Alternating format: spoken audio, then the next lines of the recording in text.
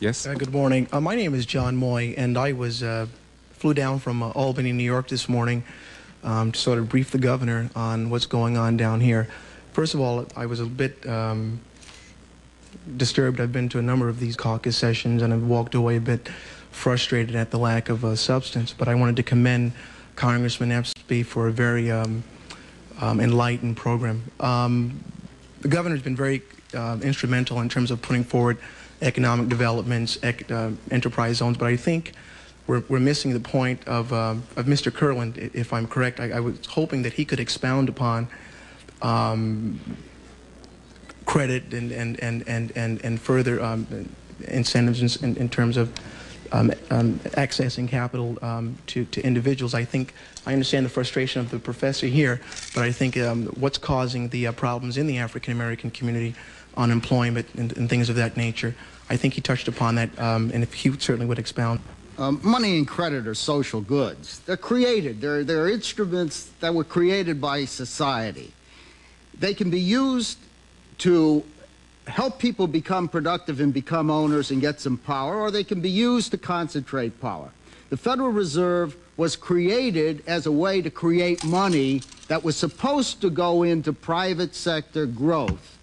And the way it's going now, that is Section 13 of the Federal Reserve Act, was designed to make sure that local banks would have the means by which they could create funds even if there wasn't enough savings in the system. It was beyond the old ideas of savings. It said if you have the people, you have the technology, you have the markets, don't stop because there isn't money. It's like saying that you can't build a house without a yardstick. You create the yardstick, and the same thing is money.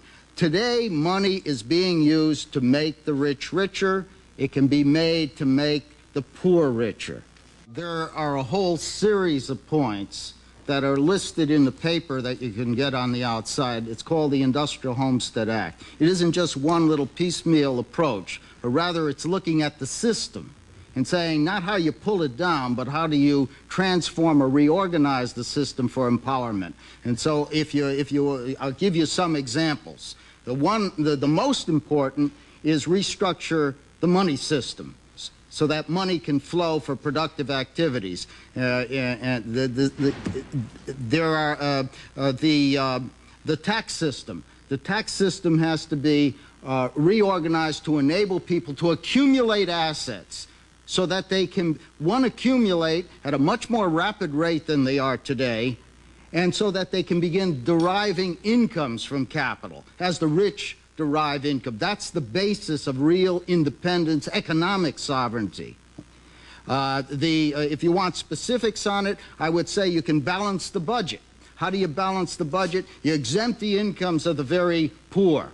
And then above that, all property and all labor incomes from top to bottom above that level should be taxed at the same rate. So it would be a very simple system for income tax purposes, because you would know what the taxable base is, you'd know how much the government wants to spend, there'd be a single percentage, and then politicians would be forced to go and compete for office as to who can bring the best government at the lowest flat rate tax. You can get rid of the payroll taxes on employers and employees. There's a whole series of things. It's impossible in this forum to go to all of them, but you'll see in the paper that laundry list, that agenda for what I call an Industrial Homestead Act.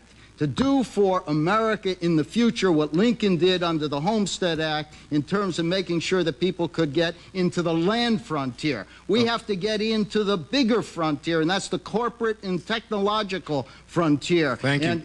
And that's what the Industrial Homestead Act is designed to achieve. Thank you very much. We're going to wrap this up now, and I think we should wrap it up on a note of sort of being, again, unapologetic for the level of discussion. In fact, I think we should be rather proud of the amount of information and brainpower that we've displayed here this morning, and the commitment to continuing the progress of Black America as we go into the next century.